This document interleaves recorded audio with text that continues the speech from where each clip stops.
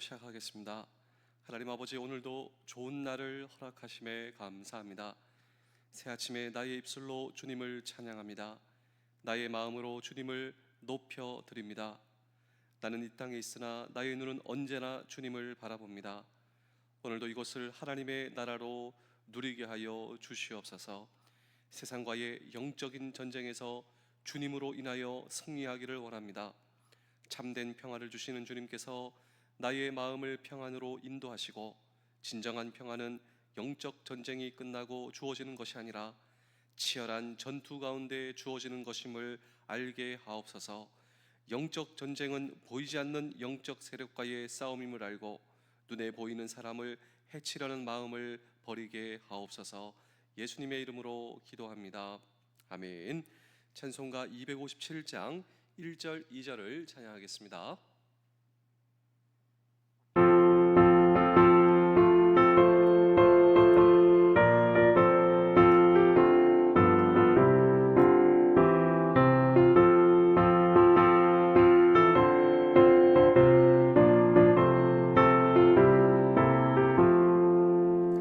마음에 가득한 의심을 끼치고 지극히와 평안 마음으로 찬송을 부르는 어린 양 예수의 그 피로 속죄함 얻었네.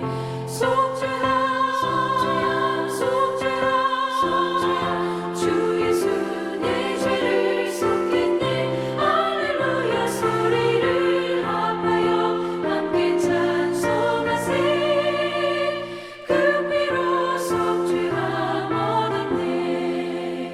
금이 나음같이 없어질 보배로 속죄함 받은 것 아니요. 거룩한 하나님 어린 양 예수의 그 피로 속죄함 얻었네. 속죄함 주 예수 내 죄를 속했네. 할렐루야 소리를 합하여 함께 찬송하세. 그 피로 속죄함 얻었네. 예레미야 33장 3절입니다. 너는 내게 부르짖으라. 내가 내게 응답하겠고 내가 알지 못하는 크고 은밀한 일을 내게 보이리라. 아멘. 우리가 자주 사용하는 고사성어 가운데 사면초가라고 하는 이 사자성어가 있습니다. 그러니까 사면, 이 동서남북이 막혀 있다. 초나라의 슬픈 노래가 들려온다. 도대체 이 사자성어의 유래가 어떻게 되느냐? 이 중국에 패권을 놓고 이 초나라의 황후, 처음에는 상황이 좋았지만 이제 이 한나라의 유방의 군사들로 하여금 포위를 당하게 되었습니다. 그래서 이거 어떻게 해야 되나? 그런데 자기의 군사들이 자꾸 타령을 하는 거예요. 야, 이 상황이 좋지 않다. 그런데 갑자기 슬픈 우리나라의, 이 초나라의 구슬픈 노래가 들려오는 것입니다. 자기도 이 전쟁 가운데 있는데 마음이 빼앗겨 버린 거예요. 야, 이 고향 생각나고 고향으로 돌아가고 싶다. 지금 전쟁 중인데. 나도 그런 생각이 드는데 우리 부하들 군사들을 살펴보니까 군사들이 막 울고 있는 거예요. 고향 생각 여전히 나겠죠. 부모 처자식이 생각나겠죠. 그러면서 우리 군사들이 그냥 도망가는 겁니다. 이 초나라 황후가 끝났구나, 마지막 주연을 베풀고 모든 것을 포기했다. 여기서 나온 이 사자성어가 사면초가, 사면 동서남북을 바라보니 구슬픈 슬픈 초나라의 노래가 들려오는구나. 그러니까 빠져나갈 구멍이 없다. 지금 정말 심각한 위기다. 이것을 표현할 때 뉴스에서도 여러 가지 이 매체를 통하여서 사면초가다, 이런 사자성어를 사용한다라고 하는 것입니다. 그런데 여러분, 요즘 이 세계 정세를 바라보니, 국내 정세를 바라보니, 오늘 저와 여러분들이 처해 있는 이 삶의 정황을 바라보니 사면초가라 느껴지지 않으신가요? 제가 오늘 아침에 깜짝 놀랄 뉴스를 보고 가슴이 철렁했는데, 그것은 독일이 이 무장을 하기로 결단했다. 이 국방비를 이제 무한적으로 늘리기 시작했고, 폭스바겐 아시죠? 폭스바겐. 원래 폭스바겐이 1차, 2차 세계 대전을 하면서 이 군수의 메카였지 않습니까? 그런데 그 폭스바겐을 이제 군수 체제로 전환하게 되었다. 군수 공장으로 전환하게 되었다라고 하는 소식을 깜짝 가슴이 철렁 내리는 거예요. 지금 이제 유럽과 미국이 아주 이 동맹으로 유지를 해오다가 이 결별한 이 분위기가 지금 나면서, 원래 이 독일이 심상치 않은 국가지 않습니까?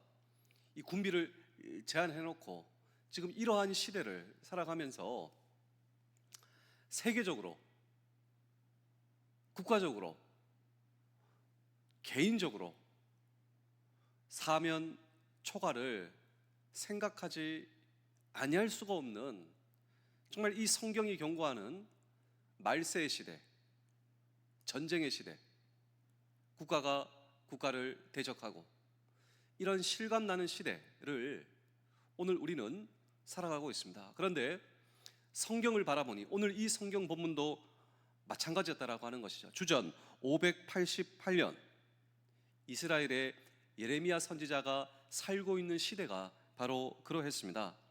자기의 나라가 결정적으로 무너지기 시작합니다. 그리고 수도가 당시 가장 강력한 군대, 이 바벨론 군대에 의해서 포위를 당했습니다. 설상가상으로 이 예레미야 자신은 뭐 하는 사람입니까? 예언하는 사람입니다. 자기가 하나님의 말씀을 받아 예언을 했어요. 이 예언의 포커스가 뭐냐면 왕과 백성들에게 눈치 보지 말라고.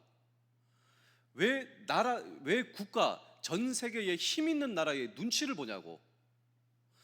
눈치를 보려면 하나님의 눈치를 보라고. 지도자들에게, 백성들에게. 왜 세상의 환경의 눈치를 보냐고. 그 눈치 보려면 하나님의 눈치를 봐야 한다고.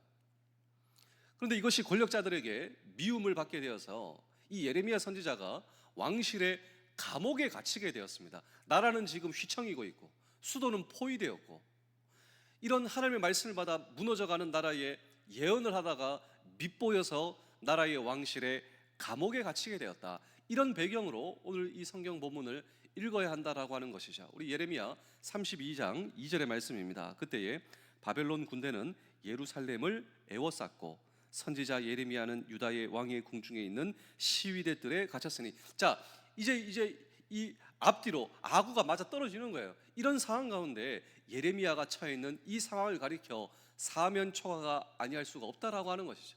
세계적으로, 국가적으로, 개인적으로. 여러분, 사면초가가 아닐 수가 없습니다. 자기 자신은 감옥에 갇히고 나라는 휘청이고 전 세계를 보니 여러분 말로 하지 못하는 이런 패권 경쟁. 그때 당시 이 패권 경쟁은 바벨론 그리고 이집트. 그래서 지금 바벨론 군대는 쳐들어오고 있고 나라의 리더십과 그리고 온 사람들은 지금 누구에게 의지한, 지금 이집트만 바라보고 있는 이집트가 구해줄 것이다. 이런 상황 가운데 처해 있는 예레미야의 상황이다. 그때 하나님께서 예레미야를 부르십니다. 아주 중요한 메시지를 주신다라고 하는 것이죠.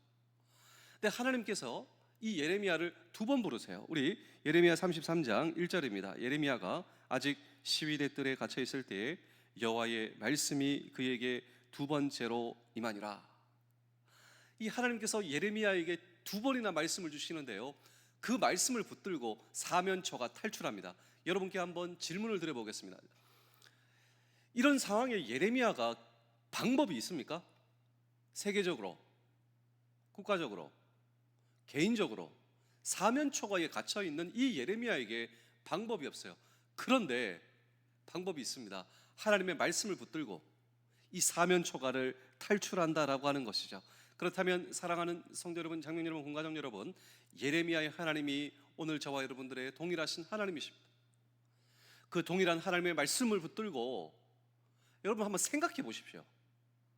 하나님께서 말씀을 주시는데 이 말씀을 붙들고 어떻게 예레미야가 탈출하는가라고 하는 질문을 오늘 우리는 이 성경 본문 속에 던지고, 동일한 하나님의 말씀을 붙들고 우리의 사면 초가를 그냥 탈출하는 것이 아니라 깨뜨려 버리기 위해서 오늘 저와 여러분들이 해야 할 일이 있다면 무엇인가라고 하는 질문을 오늘 우리는 이 성경 본문 속에 던지고 함께 주의 음성을 들을 때, 첫 번째로 우리가 할 일, 이런 상황에서 할 일이 있는가?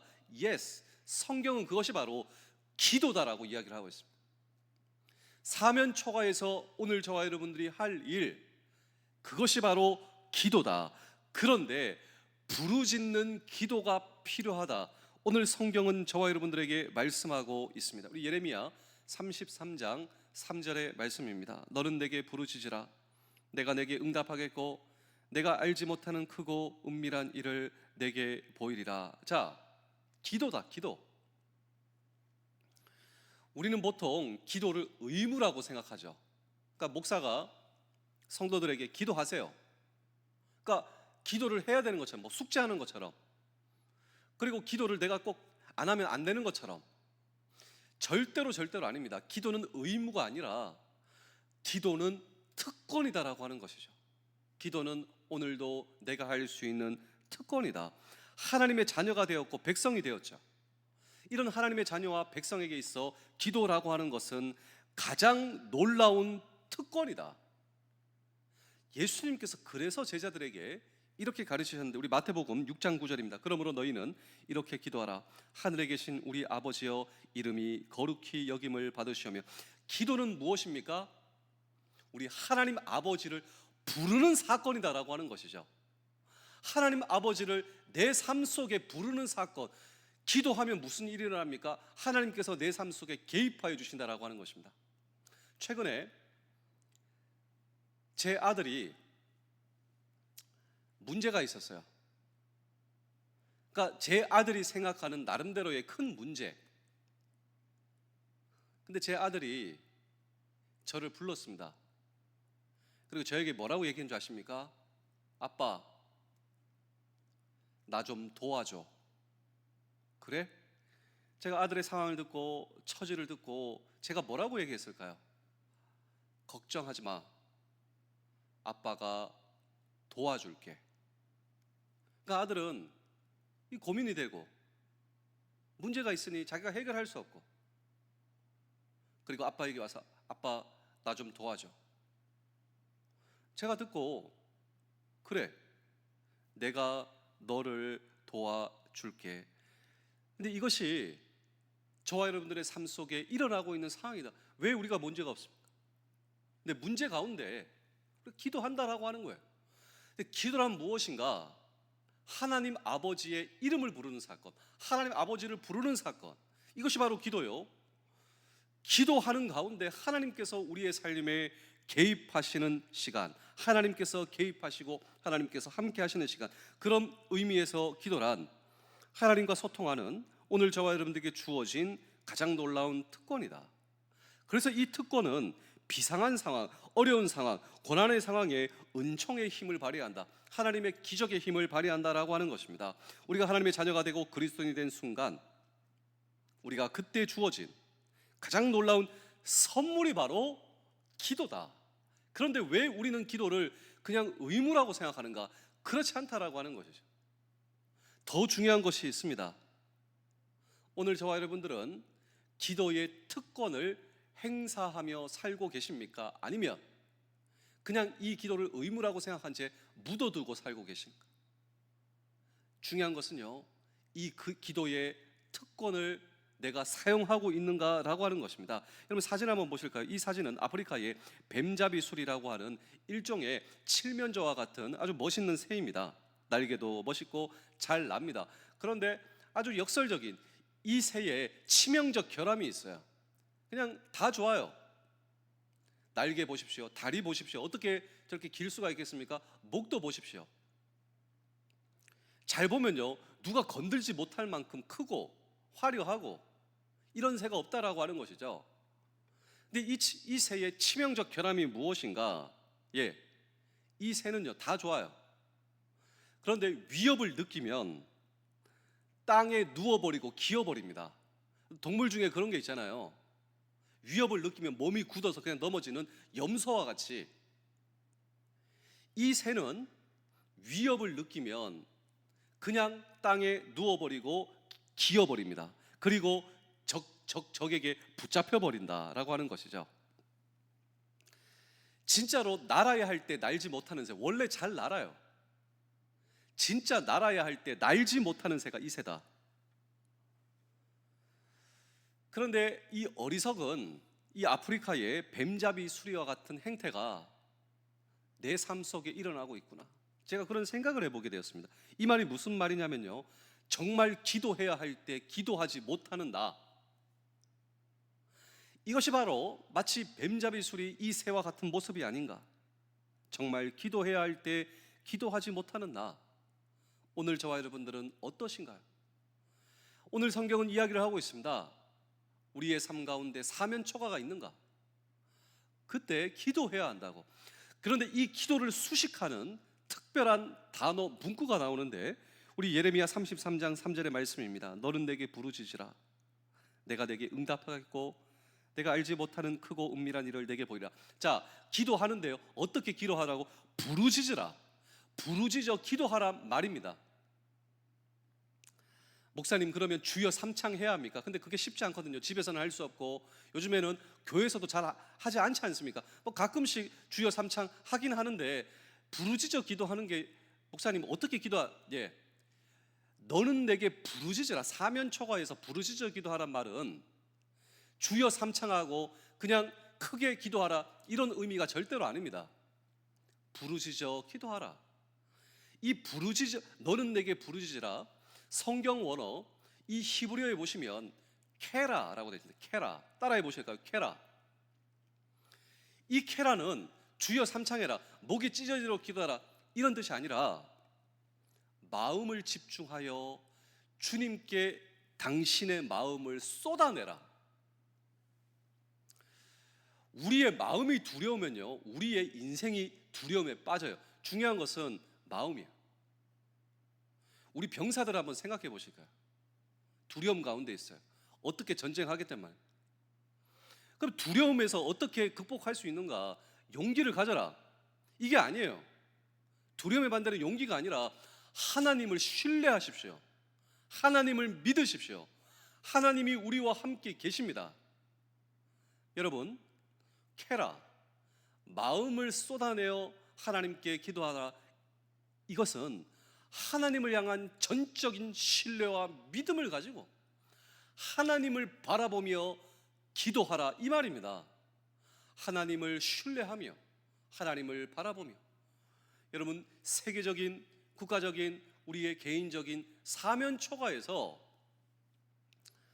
세상의 실권자들의 눈치, 세계의 패권자들의 눈치, 세계의 나라의 눈치를 바라보는 것이 아니라 우리의 삶을 조성하시고 창조하신 하나님을 바라보며 기도하라.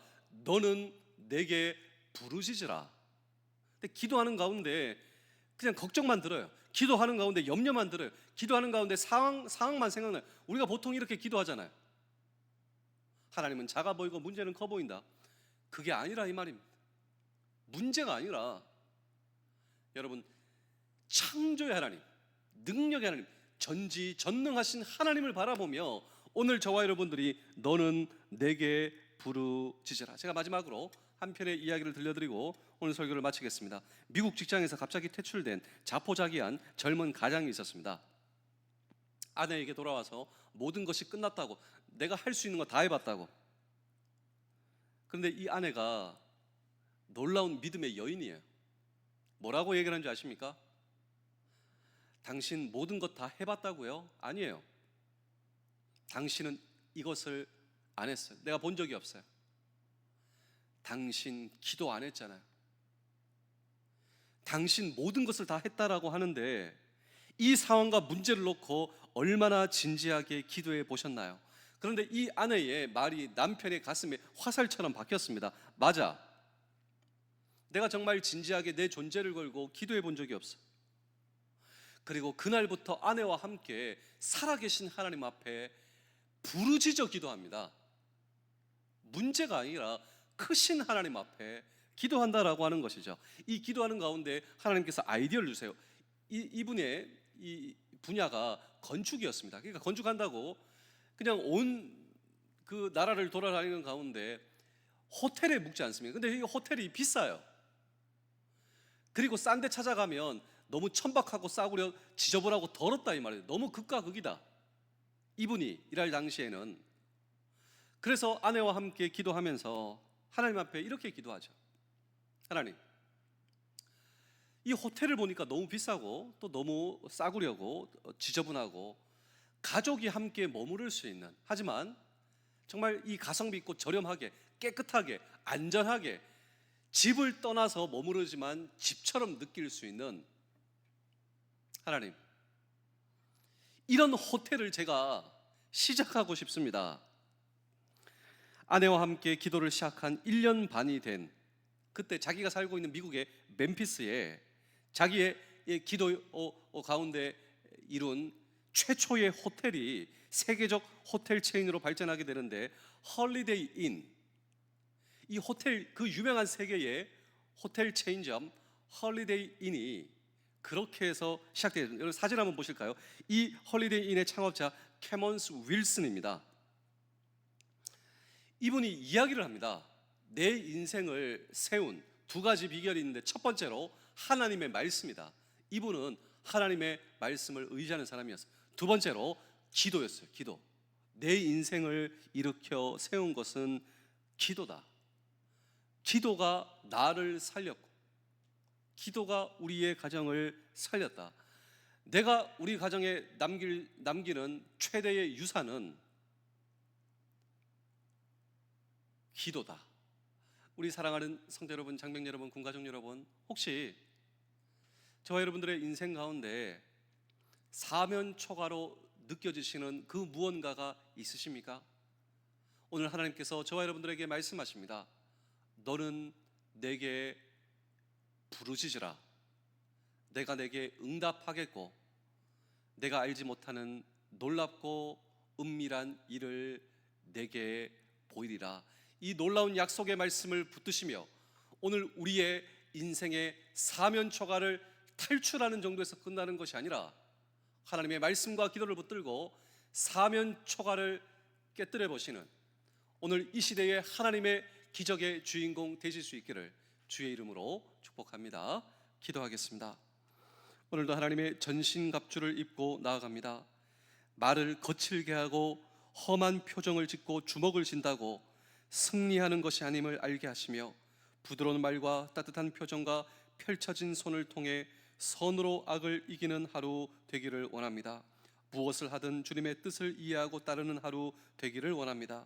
하늘의 복을 나누어 주는 하루 되게 하시고 내가 누리는 복음을 사람들에게 전하기 위해 애쓰는 하루 되게 하여 주옵소서. 이 땅에서의 나의 사명을 잘 감당하는 하루 되기를 원하오며 나의 평안이 되시는 예수 그리스도의 이름으로 기도하옵나이다.